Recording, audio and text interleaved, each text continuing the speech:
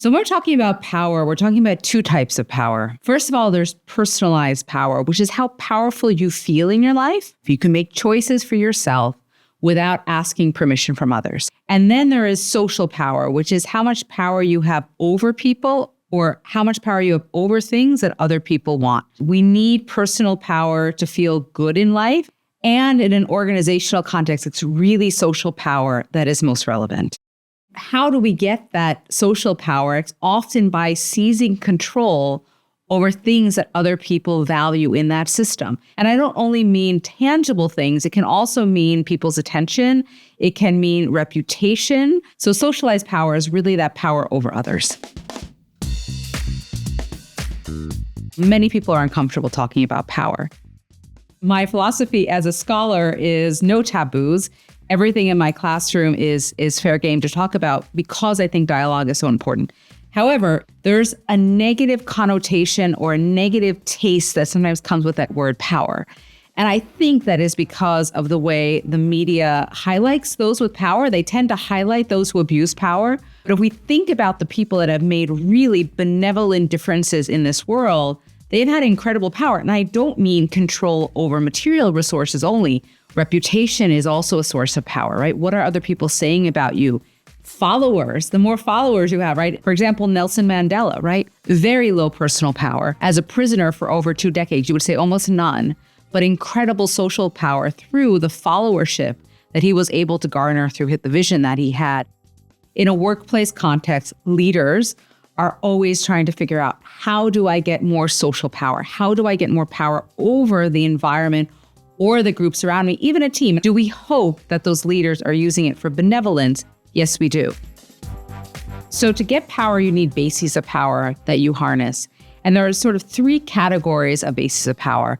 The first ones are innate. And when we talk about the taboos of power, these are the ones that are really taboo that people don't like to talk about. I think it's important to acknowledge them, right? Gender can be a base of power in certain environments. There are environments where it helps to be a man, that just by being a man, you have more power. And there's actually environments where it helps to be a woman. Physical attractiveness can be an innate base of power. For men, at least, height can be a base. These are things that we're born with that we cannot change. And we need to acknowledge that they are bases of power, including in the workplace. Then comes what I call primary bases of power. These are things that you can work to earn, which help to elevate your power in the system. They can be education, right? Certain degrees, trainings you can go through, tacit knowledge. How much do you know that system that you're working in? Your allies, right? Who is supporting you? Your reputation. What are people saying about you? Your network centrality. Are people having to go through you to get things or to get to people that they want? And then there are secondary bases of power that come from these primary bases of power. That is place in the hierarchy, right? Having more allies helps lift you up in the hierarchy. Having better reputation can help you to be a more central player in the network. So network centrality is both a primary, it can be also a secondary. Bases of power are mutually reinforcing. If I have more allies in that system, I'm also probably going to move up in that hierarchy. Or if people are saying more things, better positive things about me, it also might help me to become a more central player.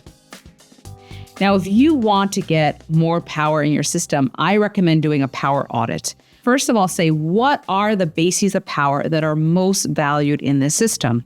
Listen for the people around you, who is listening to whom, who are the movers and shakers in this environment. So listen and watch. What is it that these people have? What is unique about them? Is it that they're very articulate? Is it that they've been at this company a long time? Is it that they have a lot of context internally, maybe a lot of context externally? Is it that they have credentials from their previous roles? And then look at yourself and rate in a way that is as objective as possible. How much of these power bases do you have? How good are your allies in this organization? How much of a central player are you in the network? And to say, okay, what are those secondary bases that are valued in that company that maybe I don't possess, but that I could develop, and start to come up with a plan of developing those. It takes about 6 months of observing the environment to be able to do this. So you can't do it on your first day in the company, but you can do it after about 6 months. For young managers, the 2 bases of power that are kind of the low-hanging fruit are expertise and allies. And what I mean by that is that if you have an expertise, you're an amazing Python programmer, or now it's with AI, right? You have some background in machine learning. You come in, you can be the youngest one in the room and people listen to you. They want to hear what you have to say and they will be influenced by you. The other one is allies. Even if you're very young and junior, having one or two of the movers and shakers in that environment that are backing you up, that are saying, I vouch for this person, I've seen them, I trust their abilities, I trust their intention, that can be an incredible route to getting power fairly quickly at a young age or a young stage in your career. For leaders that are a bit more developed, the two power bases that I've seen being, in general, most critical to gain are reputation, what are people saying about you, and network centrality. This is a really important one to understand about power. Power is completely dependent on the context. So for example, being able to run a kilometer very quickly gives you a lot of power on a track team, but it's not going to matter so much in the boardroom, right? So power is context dependent. I also experienced this shift firsthand. I used to be in a very traditional academic institution, a public university, and there were two bases of power. Expertise. Were you the number one expert in a field? Did you publish 20 papers and did your peers cite you as the expert? And resources. Were you bringing in big government grants? In this new environment at IMD, I took my 6 months, I did my power audit, and I realized expertise, important, but not the most important. And resources, we don't apply for grants, so I could put that power base to the side. In this new environment, I needed to develop two things. One, reputation. Caring about what my colleagues and what my clients were saying about me, because that made all the difference for getting in new clients and getting on new programs. And network centrality. Were you a central player in the network, and did people need to go through you to get to important contexts and companies and to get things done institutionally? So I had to say, okay, drop my ego, let my ego go, and say those two power bases that I worked so hard previously to develop are no longer so valuable. How do I develop the new ones? I talked a lot about having power, but having power, gaining power isn't the ultimate goal. The ultimate goal is to show leadership, which includes influence, right? To have influence on that environment. You can have a legitimate base of power, let's say hierarchical position, but not have what is called status, which is other people's recognition of that power.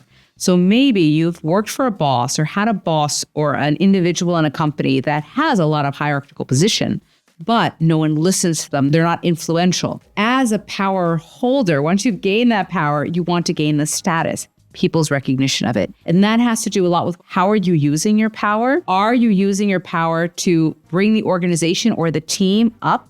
And are you using power to help others?